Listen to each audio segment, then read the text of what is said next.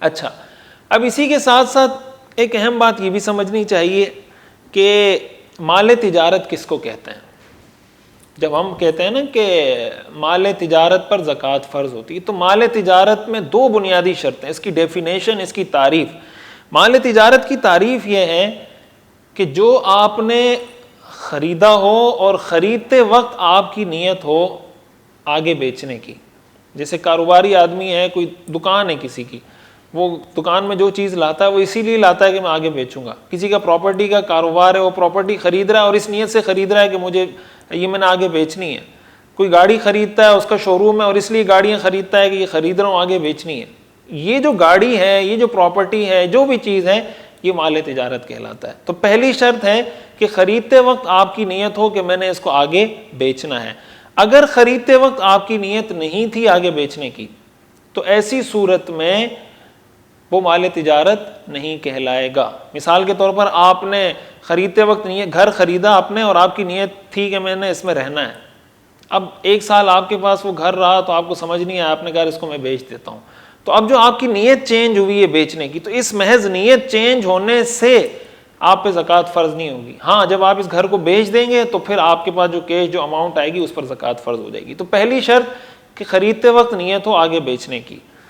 دوسری شرط کہ آپ کی اب تک وہ نیت برقرار ہو. مثال کے طور پر آپ نے گاڑی خریدی بیچنے کے لیے، آپ نے خریدی، نیت یہ تھی کہ بھائی اس کو میں آگے بیچ دوں گا، 50,000 لاکھ روپے اوپر رکھ کے آگے نکال دوں گا.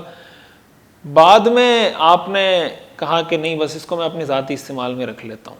تو اب یہ مال تجارت نہیں رہا، یہ اب آپ کا ذاتی مال بن گیا، ذاتی استعمال کا مال بن گیا. تو اگر آپ کی نیت اب تک برقرار ہے، اب تک کا مطلب ہے سال جس وقت پورا ہو رہا ہے، تو اب تک اگر آپ کی نیت ہے کہ اس کو بیچنا ہے تو اب اس پہ زکوٰۃ فرض ہو جائے گی. تو یہ دو شرطیں، خریدتے وقت بھی نیت ہو بیچنے کی اور اب تک وہ نیت بھی برقرار ہو. ان دونوں میں سے کوئی ایک شرط بھی اگر نہیں ہوگی تو یہ مال تجارت نہیں کہلائے گا اور اس پر زکوٰۃ فرض نہیں ہوگی.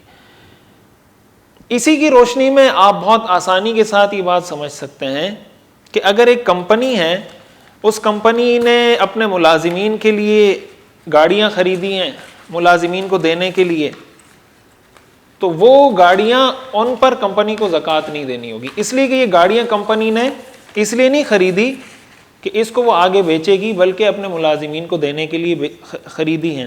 اسی طرح آپ نے کوئی گھر لیا ہے، ایک آپ کا ذاتی مکان ہے، اور ایک گھر آپ نے خریدا ہے کہ اس کو میں کرائے پر دوں گا اور جو مجھے اس کا رینٹ ملے گا اس سے میں اپنے گھر کا خرچہ ورچہ چلاؤں گا. تو وہ جو گھر آپ کے پاس ایکسٹرا الگ رکھا ہوا ہے، وہ چونکہ آپ نے بیچنے کے لیے نہیں خریدا، اس لیے اس پر بھی زکوٰۃ نہیں. بعض اوقات مال تجارت سے لوگ، مال تجارت کا جب لفظ استعمال ہوتا ہے تو لوگ یہ سمجھتے ہیں کہ ہر وہ چیز جو سورس آف انکم ہو اس کو مال تجارت کہا جائے گا. یہ جو بزنس پرپس، تو بزنس پرپس میں تو یہ بھی آ جاتا ہے کہ آپ نے رینٹ پہ دینے کے لیے کوئی چیز خریدی ہے، لیکن شرعی نقطہ نظر سے وہ مال تجارت نہیں کہلائے گا. تو یہ بات بھی سمجھنی چاہیے.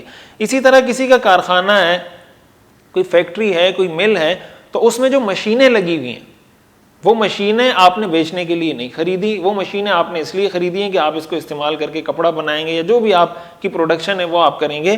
تو ان مشینوں کی قیمت پر بھی زکوٰۃ نہیں ہے. جو آپ کی کمپنی ہے، جو آپ کی فیکٹری ہے، اس کی جو زمین ہے، اس کی قیمت پر بھی زکوٰۃ، اس لیے کہ وہ کمپنی کی زمین، وہ کمپنی کی جگہ آپ نے آگے بیچنے کی نیت سے نہیں خریدی، لہٰذا یہ مال تجارت نہیں.